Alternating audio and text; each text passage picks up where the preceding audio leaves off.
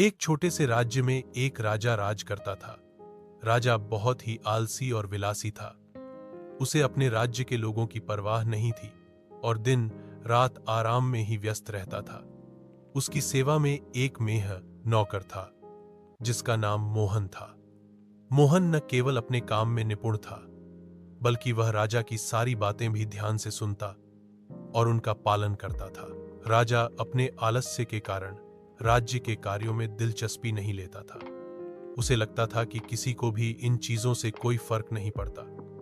एक दिन राजा ने सोचा कि क्यों न एक ऐसी परीक्षा ली जाए जो यह साबित कर सके कि वह अपने राज्य का सबसे बड़ा और शक्तिशाली व्यक्ति है। राजा ने अपने नौकर मोहन से कहा, कल मैं तुम्हें एक चुनौती दूंगा और तुम देखोगे कि मैं तुम्हारे मुकाबले कितना महान हूं। अगले दिन राजा ने मोहन से कहा, तुम देखोगे मैं तुम्हारी मदद के बिना इस राज्य को कितनी अच्छी तरह चला सकता हूं।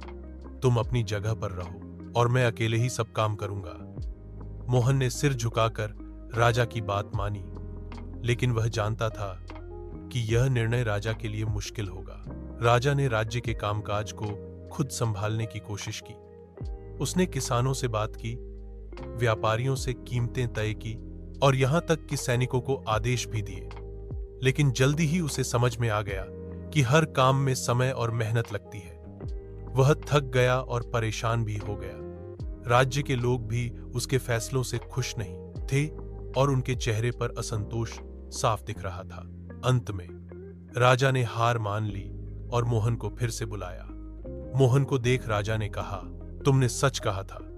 अकेले इस राज्य को संभालना मेरे बस का नहीं था।